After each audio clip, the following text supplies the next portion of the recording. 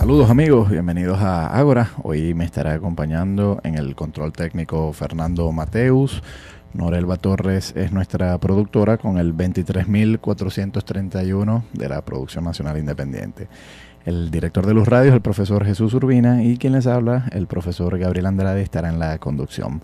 0426-565-1980, nuestros mensajes de texto, 0426-565-1980 y @gandrade80, nuestro Twitter. Me acompaña por vía telefónica desde Caracas Sadio Garavini, él es profesor universitario, además de eso fue embajador en Guyana y lo hemos contactado para conversar sobre la disputa en torno al Esequibo. Saludos, Sadio. Sí, buenas tardes, Gabriel, y buenas tardes a todos los que nos escuchan. Sería bueno empezar, Sadio, haciendo un recuento histórico de dónde viene esta disputa. ¿Cómo empezó la disputa en torno al Esequibo? Bueno, caray, es una historia muy larga, pero indudablemente, si hay que ponerle algún momento, es que en la independencia de Venezuela, el libertador definió los límites orientales y puso, por cierto, muy poca gente recuerda ese hecho porque es contrario, digamos, a nuestra reclamación máxima, sino que habló del río Morocco, que es un río precisamente que está un poquito más al oeste del río Esequibo. En todo caso, lo que sí es lo que hay que entender es que efectivamente esta es una zona que fue absolutamente despoblada, poco atendida por nuestro gobierno. Por otro lado, en cambio, se tenía la Gran Bretaña, que era una colonia, la llamada Guayana Británica, y recordemos que era en el siglo XIX el imperio más poderoso de ese siglo a nivel mundial. Por lo tanto, el vacío que se tenía desde el punto de vista de población, de interés, de atención, fue llenado poco a poco por la acción británica que quiso en un momento determinado llegar hasta poner la frontera en el Orinoco. Así que vamos a decir que la base de todo eso fue el expansionismo británico del siglo XIX y nuestra falta de atención, porque en esa época lo que pasábamos era en guerras civiles internas.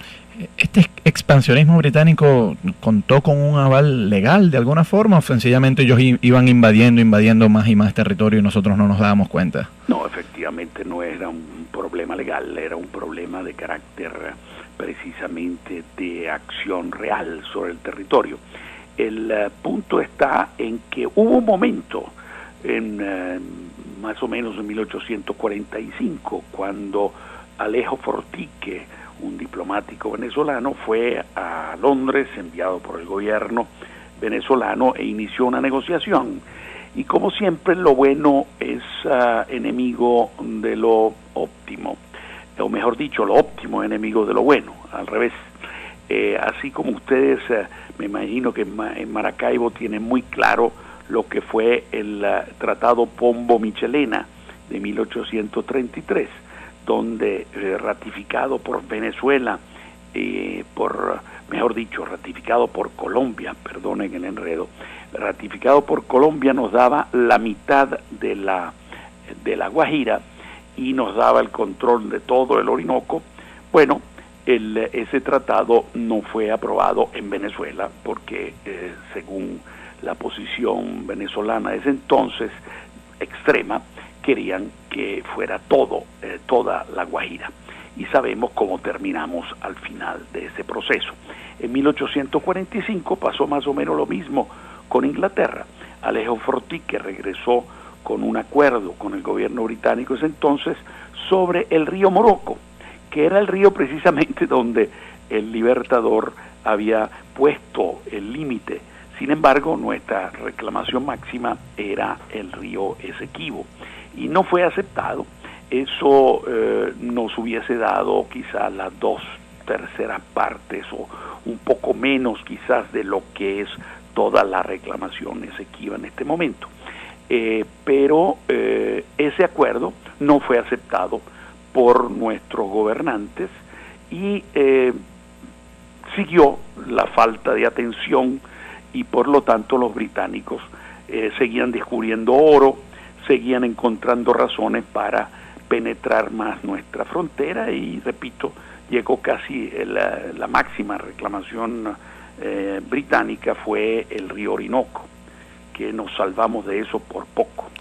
Desde 1823, Sadio, se promulgó desde Estados Unidos la famosa doctrina Monroe, que advertía al gobierno de Estados Unidos que los poderes imperiales europeos no debían expandirse en este hemisferio. ¿Por qué Estados Unidos no nos apoyó ahí en ese arbitrio contra Inglaterra si precisamente la doctrina Monroe nos daba cierta garantía de que sí nos podría apoyar? Bueno, en cierto sentido sí hubo ese apoyo, porque el apoyo vino en 1825, cuando Inglaterra, repito, quería llegar al Orinoco, y los Estados Unidos, vamos a decir, apoyaron a Venezuela para ir a un arbitraje, que fue el arbitraje de 1898. El acuerdo de Washington, precisamente de 1897, llevó al tratado de 1898. La gente se olvida que en ese momento hubo una altísima tensión entre Estados Unidos y Gran Bretaña. Tanto es así que Churchill, en su historia de los pueblos de habla inglesa, dice que el último en el cual entre Inglaterra y Estados Unidos se podía haber llegado a una guerra recuerda precisamente el caso de Venezuela y de los límites con Guyana, actual Guyana, con la Guayana británica ese entonces. Los norteamericanos apoyaron a Venezuela, sin embargo, en una situación obviamente de debilidad absoluta por parte de Venezuela. El arbitraje tenía 2 jueces ingleses, 2 jueces norteamericanos que nos representaban y un juez ruso, que era vamos a decir, el fiel de la balanza, el que tenía que haber decidido de una manera equitativa y equilibrada. ¿Esto era un tribunal internacional o...? Sí, provenía de la decisión, fue un arbitraje internacional, ¿no? Un tribunal arbitral basado en un acuerdo de 1897.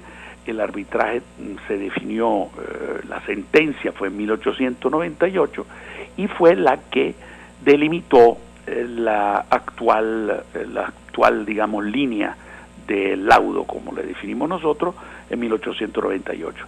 O sea, y el ruso, efectivamente, después se descubrió, mucho más tarde, en 1949, se descubrió por un memorándum de uno de los abogados norteamericanos jóvenes que había trabajado en el laudo, digamos, del lado de los jueces norteamericanos, que el ruso había ido había hablado con los 2 jueces norteamericanos y los había amenazado que iba a votar con los ingleses para que la frontera fuera el mismo Orinoco si no aceptaba la línea actual, que evidentemente desfavorecía a Venezuela, porque se descubrió que Rusia en ese entonces estaban en acuerdos y negociaciones con la Gran Bretaña en la frontera de Irán y la frontera con la India británica y el Asia central rusa, que en ese entonces era el punto de contacto entre el imperio ruso y el imperio británico.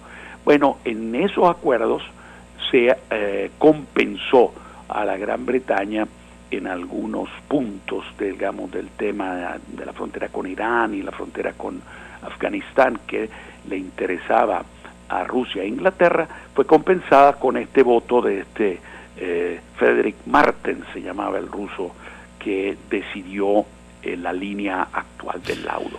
Y eso fue descubierto en 1949, que era hubo ese deal, como dicen los ingleses, sino que había habido esta negociación que desfavorecía a Venezuela. Sadio, te voy a pedir que no te retires de la línea. Al regreso, pues quisiera preguntarte por qué, si en la década de los 1890 se decidió definitivamente, a pesar de estas aparentes irregularidades que tú estás mencionando, nosotros aún así persistimos apelando, y cómo fue ese proceso de apelación. Me acompaña desde Caracas Sadio Garavini. Él fue embajador de Venezuela frente a Guyana y hoy conversamos sobre la disputa territorial del Esequibo. 0426-565-1980, 0426-565-1980 y @gandrade80 es nuestro Twitter. Vamos a escuchar de Franco De Vita con Soledad, un tema que se llama No se olvida, y luego vamos a un avance informativo. Saludos amigos, bienvenidos a Ágora. Hoy me estará acompañando en el control técnico Fernando Mateus.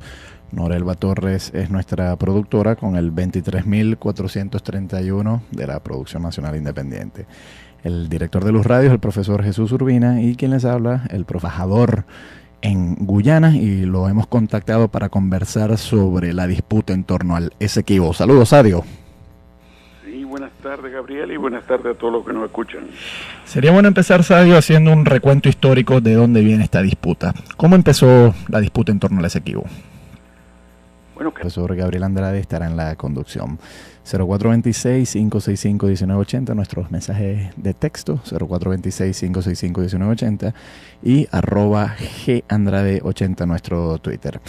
Me acompaña por vía telefónica desde Caracas Sadio Garavini, él es profesor universitario, además de eso fue en... Hay una historia muy larga, pero indudablemente si hay que ponerle algún momento, es que en la independencia de Venezuela, el libertador definió los límites orientales y puso, por cierto, muy poca gente recuerda ese hecho porque es contrario, digamos, a nuestra reclamación máxima, sino que habló del río Morocco, que es un río precisamente que está un poquito más al oeste